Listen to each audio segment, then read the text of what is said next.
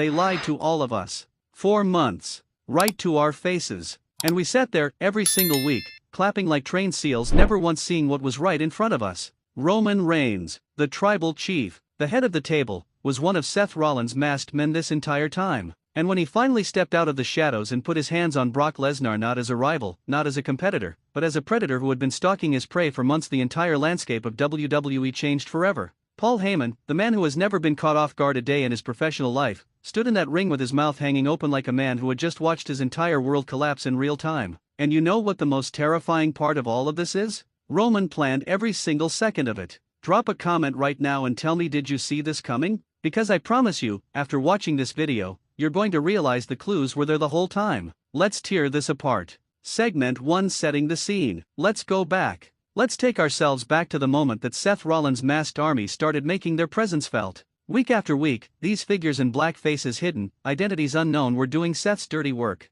Attacking superstars, dismantling opponents, creating chaos. And everybody had their theories. Fans online were pointing fingers at mid-card guys, developmental talents, even former NXT stars. Nobody, and I mean nobody, seriously entertained the idea that one of those masked men was the face of WWE, the man who closes pay-per-views, the man Vince McMahon himself rebuilt from the ground up, Roman Reigns. Think about how perfectly that disguise worked. Nobody looks at a masked figure in Seth Rollins' crew and thinks, that walk, that build, that's Roman Reigns. Because why would Roman Reigns, the guy at the absolute pinnacle of this company, lower himself to be a foot soldier for Seth Rollins? That's exactly what made it genius. And that is exactly why Paul Heyman never saw it coming. Segment 2, the attack on Brock Lesnar. Now let's talk about what actually went down, because the attack on Brock Lesnar was not some impulsive moment of rage. This was surgical. This was calculated. This was Roman Reigns operating with ice in his veins. Brock had just finished handling his business in the ring. He was doing what Brock does, standing in the center of that ring like he owns the planet, soaking in the moment. And then it happened. One of Seth Rollins' masked men slid into the ring from behind. No music, no announcement, just violence. And Brock, to his credit, turned around, but it was already too late. The attack was vicious, immediate, and devastating. Brock Lesnar, the man who has ended careers and broken spirits, was on the mat. And then the mask came off. The arena went quiet for half a second before it erupted, because standing over a fallen Brock Lesnar, staring down at him with those cold, dead eyes, was Roman Reigns, the tribal chief. The man who was supposed to be Brock's great rival, not his secret assassin. The crowd didn't know whether to cheer or scream. Cameras scrambled. Commentary broke down. And in the middle of all of it, Paul Heyman, the greatest mind in the history of professional wrestling, was standing at ringside looking like he had been hit by a freight train made of betrayal. Segment 3, Paul Heyman's reaction. Let's sit on Paul Heyman for a minute, because his reaction tells you everything you need to know about the magnitude of what just happened. Paul Heyman has managed monsters. He has stood beside Brock Lesnar, a legitimate, terrifying, once-in-a-generation athlete, and never once flinched.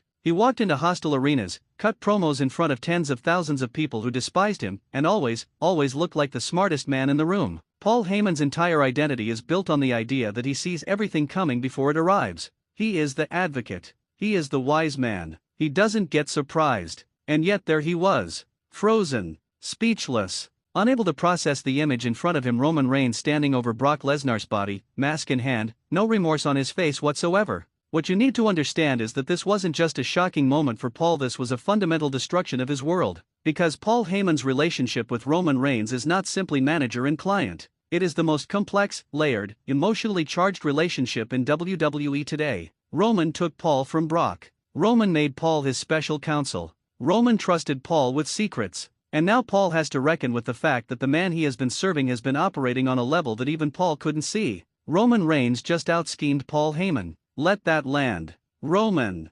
out-schemed Paul Heyman. That's not just a wrestling storyline. That's a statement of dominance so complete it borders on philosophical. Segment for the Roman and Seth connection explained. Now here's where we need to get into the meat of this, because a lot of people watching that unmasked moment are going to have one big question: why would Roman Reigns align himself even secretly with Seth Rollins? And the answer is power. Pure, uncut, unapologetic power. Roman Reigns does not need Seth Rollins. He is above Seth Rollins on every conceivable level of this company. But Roman Reigns thinks 10 steps ahead of everyone else. He saw something in Seth's masked operation, a tool, a weapon he could use while keeping his own hands clean. Think about it. While Roman was standing tall on SmackDown, cutting promos, defending titles, maintaining the image of the tribal chief, one of those masked men was Roman himself, moving pieces on a completely different board. Seth provided cover. Seth provided plausible deniability. And Seth, whether he fully understood it or not, was being used. That is who Roman Reigns is. He doesn't follow anyone's plan. He infiltrates it, bends it to his will, and extracts what he needs from it. Seth thought he had an army. Roman knew he was building one asset for Roman's ultimate design, destroying Brock Lesnar in the most humiliating, calculated, unexpected way possible. Brock didn't lose a fight tonight. Brock was hunted. And Roman was the hunter who had been circling for months. Segment 5: What this means going forward. So where does WWE go from here? Because this is not a moment that gets wrapped up in 2 weeks. This is a nuclear bomb going off in the middle of the storyline landscape, and the fallout is going to touch everyone. First, Brock Lesnar. You think Brock is going to absorb this quietly? The man who conquered The Undertaker's WrestleMania streak, the man who put John Cena on the mat and left him there, the man who has never once accepted defeat without promising carnage in return. Brock Lesnar is going to come back, and he is going to come back with nothing to lose and everything to prove. A Brock Lesnar motivated by the purest form of vengeance is the most dangerous entity in all of professional wrestling. Roman just poked the one animal on the planet that does not run from anything.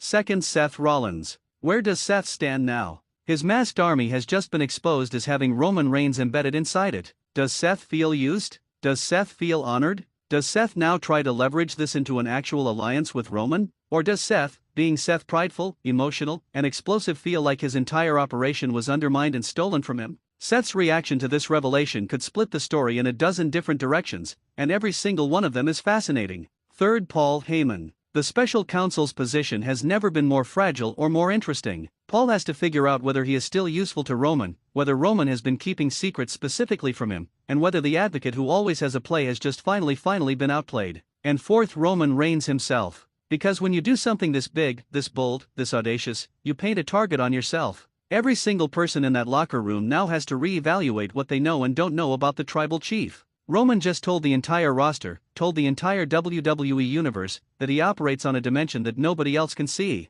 That is terrifying. That is compelling. And that is exactly why Roman Reigns is the greatest character in professional wrestling today. Closing call to action. This is a moment we are going to be talking about for years. The day Roman Reigns ripped off his mask, stepped over Brock Lesnar, and shattered Paul Heyman's entire understanding of the world. This is the kind of storytelling that reminds you why you fell in love with professional wrestling in the first place. I want to hear from you. Did you see this coming? Were there signs you caught that the rest of us missed? And where do you think this goes? Does Brock get his revenge? Does Seth feel betrayed? And is Paul Heyman's loyalty to Roman finally, irrevocably broken? Drop everything you've got in the comments right now. Share this video with every wrestling fan you know, because this story is just getting started and Ring Rumble 1 is going to be here every single step of the way, breaking it all down. If you're new here, subscribe, turn on notifications, because we don't miss a thing. And if you've been rocking with us, you already know. We'll see you in the next one. The tribal chief acknowledges no one, but tonight he revealed everything.